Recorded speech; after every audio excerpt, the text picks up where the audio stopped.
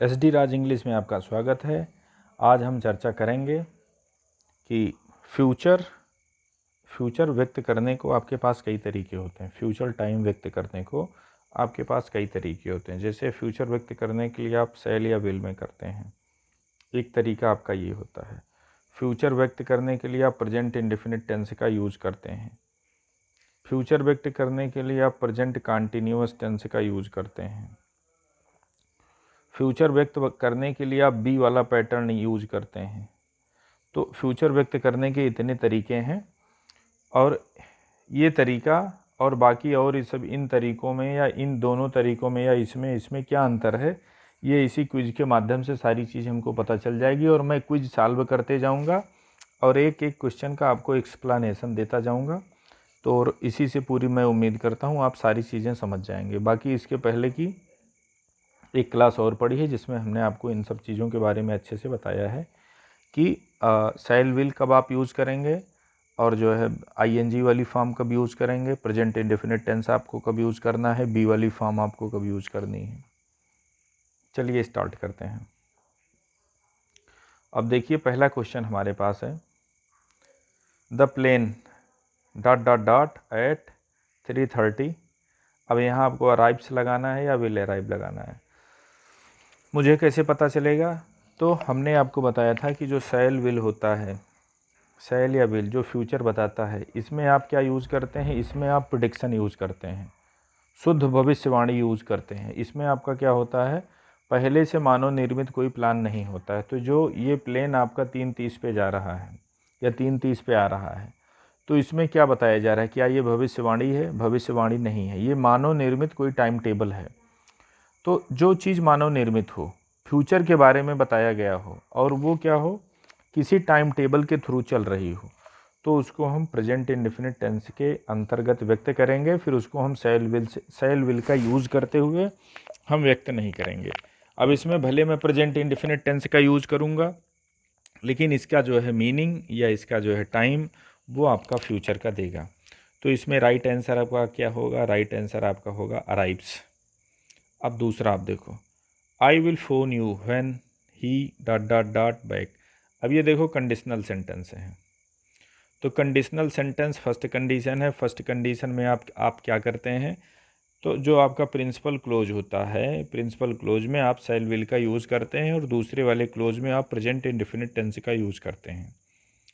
तो इसमें आप क्या यूज़ करेंगे, इसमें आप ये करेंगे, जैसे ही सिंगुलर है तो सिंगुलर के साथ आपका कम जाएगा, ये आपका कम नहीं आएगा। He comes back, I will phone you when he comes back, इसमें आपका ये कम से सही है। चलिए क्वेश्चन नंबर 3 पे हम लोग चर्चा करते हैं। When I get home my dog at gate waiting for me. अब इसमें ये बताया जाता है, ये एक इन्होंने क्या बताई है कि इसमें इन्होंने ये बताया, जैसे आप क्या देख रहे हैं, सबऑर्डिनेट क्लोज। तो यहाँ सबऑर्डिनेट क्लोज में आपको प्रेजेंट इंडेफिनिट मिला, कंडीशन फर्स्ट है ये। सबऑर्डिनेट क्लोज में इनको प्रेजेंट इंडेफिनिट टेंस मिला। तो अब प्रिंसिपल क्लोज में क्या आएगा, फ्यूचर आएगा। तो फ्यूचर में क्या, फ्यूचर में कंटिन्यूअस एक्शन को आपको दिखाना है। तो फ्यूचर में जब आपको कंटिन्यूअस एक्शन दिखाना है तो विल बी सिटिंग आप यहाँ पे यूज़ करेंगे। तो यहाँ पे क्या आएगा, विल बी सिटिंग आपका आएगा। चलिए नेक्स्ट देखते हैं, I ... the Johns this evening, sorry Joshis this evening. तो अब इसमें क्या होगा, तो अब इसमें आप क्या कर रहे हैं, आप जो है कोई प्लान बना रहे हैं। और ये प्लान कैसा है, क्या ये टाइम टेबल के तहत है, फ्यूचर की बात है, मानव निर्मित है, तो जाहिर सी बात है यहाँ पे शैल विल नहीं आना है। अब आपके पास फ्यूचर व्यक्त करने के दो तरीके हैं, प्रेजेंट इंडेफिनिट टेंस और प्रेजेंट कंटिन्यूअस टेंस। तो अब इसमें आप प्रेजेंट इंडेफिनिट लगाओगे कि प्रेजेंट कंटिन्यूअस। तो आपको पता है कि प्रेजेंट इंडेफिनिट टेंस आप तब लगाते हैं जब कोई काम आप टाइम टेबल के थ्रू कर रहे हैं। तो क्या ये जो मुलाकात होने जा रही है, क्या ये किसी टाइम टेबल के थ्रू है? तो ओबियसली ये टाइम टेबल के थ्रू नहीं है। तो जब टाइम टेबल के थ्रू नहीं है तो ये इसमें आपका ये प्रेजेंट इंडेफिनिट टेंस आप यूज़ नहीं करेंगे। अब इसमें आप कंटिन्यूअस टेंस यूज़ करेंगे। तो यहाँ पे आप क्या करेंगे, आई एम विजिटिंग। चलिए नेक्स्ट सेंटेंस देखते हैं। नेक्स्ट सेंटेंस आपका है ये वाला, look at those black clouds dot dot dot, sorry दूसरा क्लोज आपका स्टार्ट होता इट। अब आगे आपको विल रेन आना है या इज़ गोइंग टू रेन ये बताना है। तो आप बताओ, भविष्य जो आप ये फ्यूचर की बात कर रहे हैं, क्या ये कोरी भविष्यवाणी है या किसी बेस के थ्रू आप बोल रहे हैं, या किसी जो है कहने का मतलब आप रीजन के थ्रू बोल रहे हैं। तो जब आप बेस के थ्रू बोलते हो, किसी रीजन के थ्रू बोलते हो, कोई आपके पास आधार रहता है, तो फिर वो प्योर भविष्यवाणी नहीं बोली जाती है। फिर वो क्या बोला जाता है, वो एक मानव निर्मित समझा जाएगा कि आपके पास बोलने के पीछे कुछ आधार है। तो जब आपके पास आधार है तो वहाँ आप ये सेल विल वाला पैटर्न नहीं अपनाएंगे, इज़ गोइंग टू रेन आप ये बताएंगे। आपने एक आधार पे एक बेस के बोला, तो बेस क्या है कि आप ब्लैक क्लाउड देख रहे हैं। तो जब ब्लैक क्लाउड आप देख रहे हैं तो जाहिर सी बात है अब आप बोल सकते हैं कि बारिश हो सकती है। तो बारिश होने के लिए आपके पास आधार क्या है, तो आधार है आपका ब्लैक क्लाउड।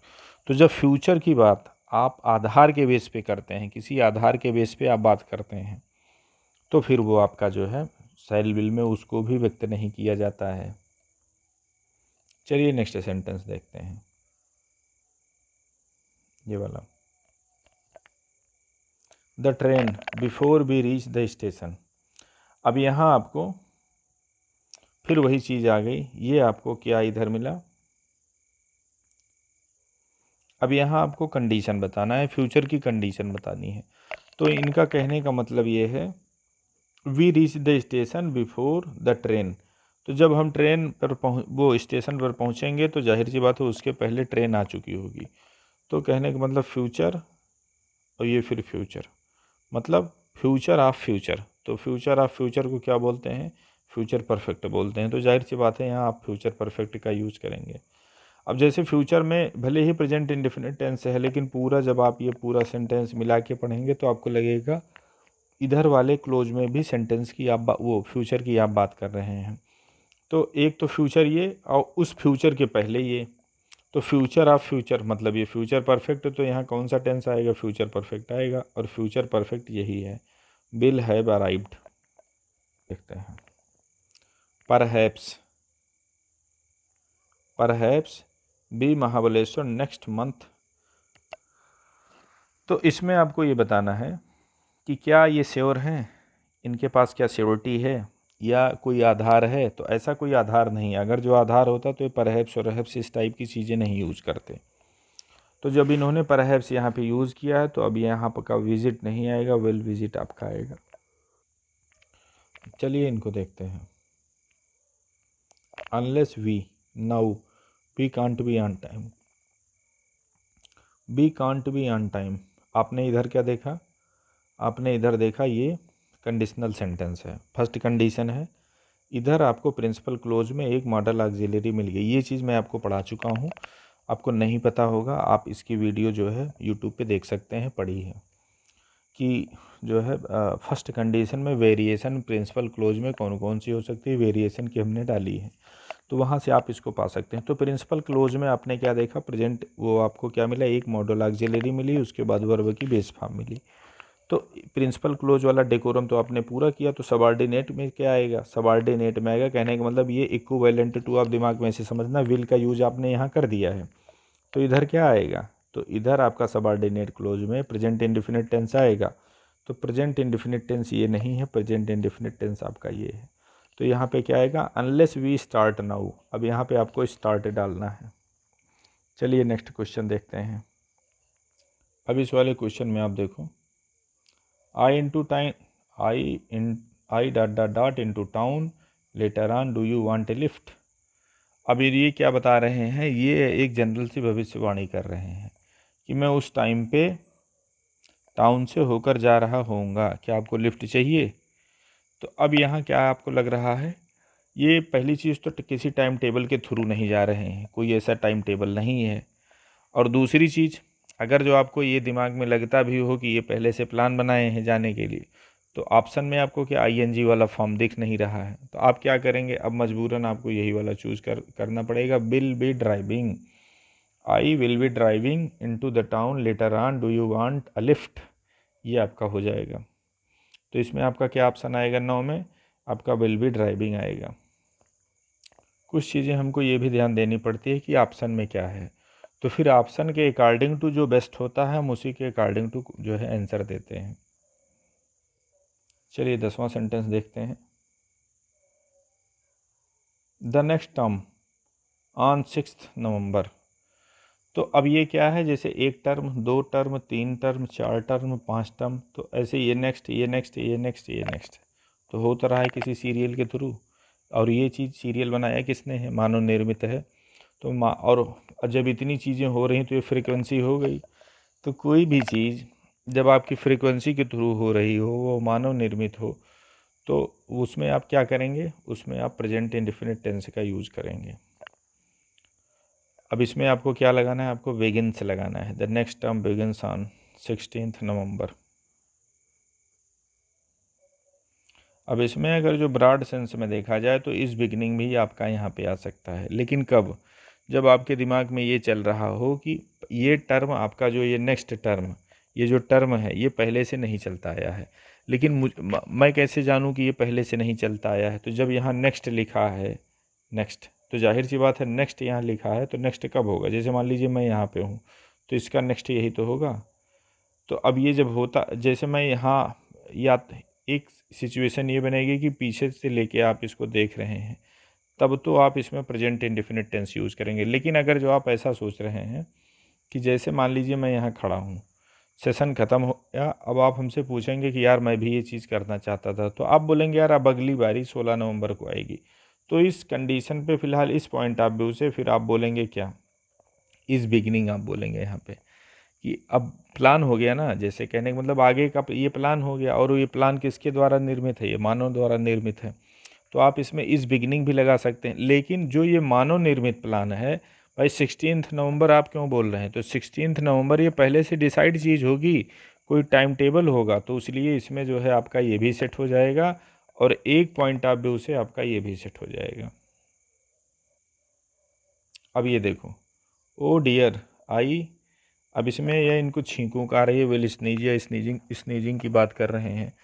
तो अब आप इसमें बताना ये विल स्नीज होगा कि गोइंग टू स्नीज। जैसे छींक आती है, तो छींक आने के पहले आपको कुछ लक्षण दिखाई देते हैं कि नहीं दिखाई देते हैं? कि नाक में खुजली हो जाती है, कुछ हो जाता है, कि आप भविष्यवाणी कर रहे हैं। तो जब किसी सिम्टम्स के थ्रू आप भविष्य की चीज़ों को बोलते हैं, तो वो शैल विल में व्यक्त नहीं किया जाता है। फिर इसमें आप यही करेंगे, गोइंग टू स्नीज। यहाँ में ये दूसरा वाला सही होगा। क्यों? क्योंकि वो स्नीज करने के पहले से आपके जो है नाक में खुजली उजली हो रही होगी, आपको सिम्टम्स तुरंत मिल गए होंगे कि हाँ अब आगे क्या चीज़ होने वाली है। तो जब जिसके सिम्टम्स तुमको मिल गए आगे होने वाले के, तो फिर वो भविष्यवाणी कहाँ रहेगी? तो भविष्यवाणी को ही शैल विल में व्यक्त किया जाता है, मतलब प्योर फ्यूचर। तो अब आप यहाँ पे क्या यूज़ करेंगे? आई एम गोइंग टू, इसमें आप यूज़ करेंगे I am going to sneeze. अब देखो इस क्वेश्चन में क्या है, इस क्वेश्चन में हमको ये बताना है कि जैसे 2050 तक कंप्यूटर्स जो है कई जॉब को ले चुके होंगे, जिनको पीपल आज लोग कर रहे हैं। तो यहाँ से यहाँ तक, जैसे मान लीजिए 2050 यहाँ है, 2050 यहाँ पे है, यहाँ से आप कर रहे हैं, तो फ्यूचर के एक किसी पॉइंट पे आप कोई काम में परफेक्टनेस ला रहे हैं, तो वो क्या होगा? वो फ्यूचर परफेक्ट ही होगा। तो फ्यूचर परफेक्ट को व्यक्त करने के लिए आपके पास ये वाला ऑप्शन है। तो इसमें ऑप्शन नंबर क्या होगा? विल हैव टेकन ओवर, ये आपका करेक्ट होगा।